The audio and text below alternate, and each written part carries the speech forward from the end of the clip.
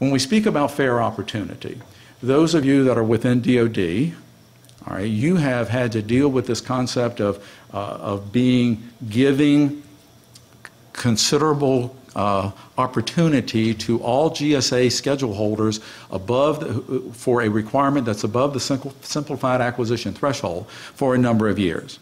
Well, as of May of last year, 2011, that applies now to every federal agency. So there is rules in regards to the concept of looking for a comparison of schedule holders if you are above the simplified acquisition threshold. All right, and so you're going to do a comparison or an analysis of more than one offer. The goal is to receive, if you will, at least 3 quotes. All right, now I speak about this as quotes because in the world of GSA schedules, we're actually issuing an RFQ. The solicitation vehicle is an RFQ, a request for quotes. All right, and so we're receiving quotes.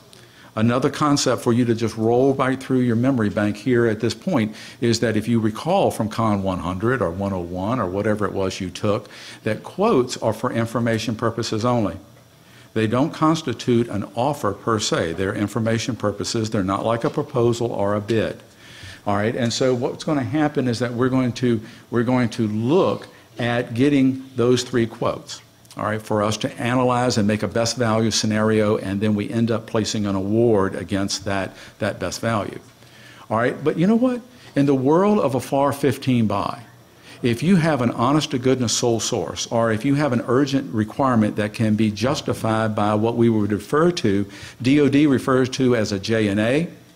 Civilian agencies, a lot of them refer to it as a JOFOC, as that acronym is Justification for Other Than Full and Open Competition. All right, but you understand what I'm speaking about that document. And so you're going to take an exception, and I'm rolling into 15 just a little bit.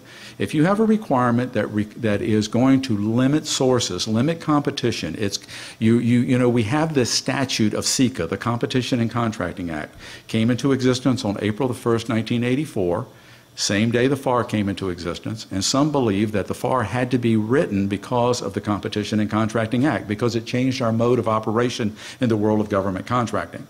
So, there are 7 legal exceptions to the Competition and Contracting Act. If you're in FAR 15 and you're doing a J&A or a JOFOC, depending upon which agency you're working for and what you call the document, you're taking an exception. You're taking one of those exceptions, all right?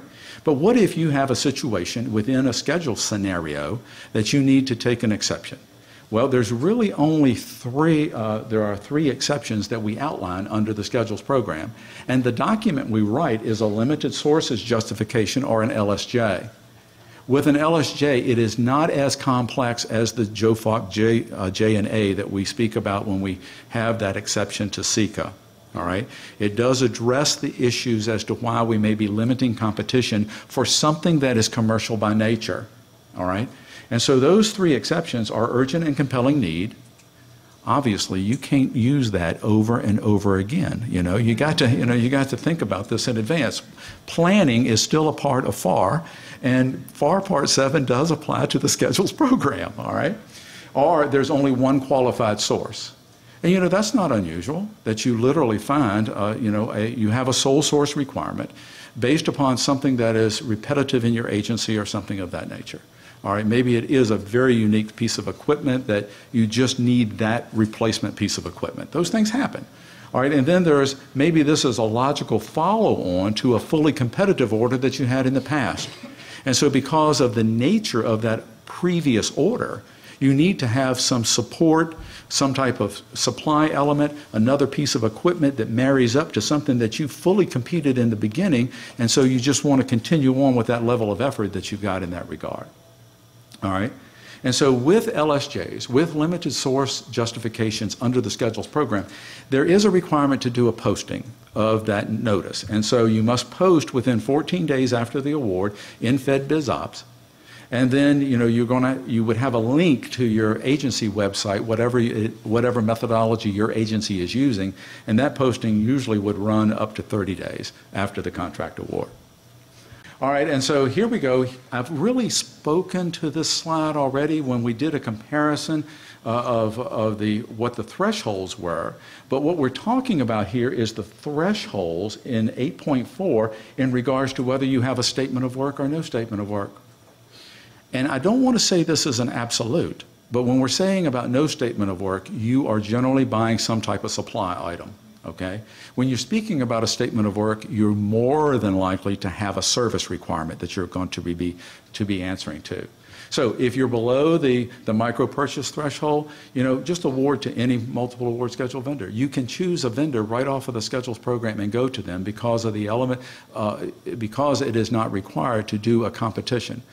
Listen, I have sat through many IG. I have listened to, my office has been, particularly when I was in DOD, we received procurement management reviews on a regular basis, and I can appreciate the value of good documentation, all right? And so I would encourage you, if you're doing such, you document. And you would obviously, if this is a repetitive thing you buy, that you want to document that you're spreading the wealth and all of that sort of thing. But you have the capability to do so, all right? And so the same thing is true if there is no statement of work, just award. You're in that threshold. But if you're above the micro purchase threshold, but still within the SAT, and that's under the $150,000, if you've got a statement of work, you've got to provide it to at least 3 vendors, all right, and allow them to review it and see it, and hopefully give you 3 different quotes. Under where you don't require a statement of work, you're just buying a product or something of that nature, commercial by nature, you can survey those 3. Again, but I'm going to encourage you to document your contract file about that survey. Whether you've done it using GSA Advantage, which is a great tool to do it, expedites the processes, certainly will make it much quicker and easier than making 3 telephone calls. But whatever methodology you utilize, you're going to document your file that you've surveyed the 3, or if you so desire and you have the time, use an RFQ, all right? And then if it is above the $150,000, we're talking large contract requirement here, all right? And so we would post the RFQ on GSA eBuy or send it to as many vendors as practical.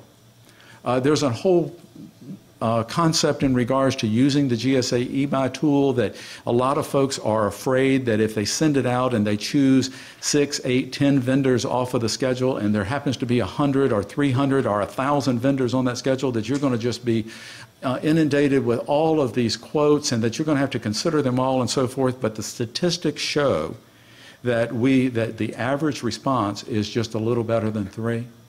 All right, and so, I would encourage you to use eBuy just for the convenience of it. But then, if there's no statement of work required, you would also post the RFQ or send it to as many as possible. Now, when it says send to as many as possible, you may choose to not use GSA's eBuy methodology to get your RFQ out there. You may prefer to use an agency website. You may prefer to use even hard copy, which we're getting so much away from these days, But you have that capability of doing such. But again, if you've used eBuy once, you'll use it again.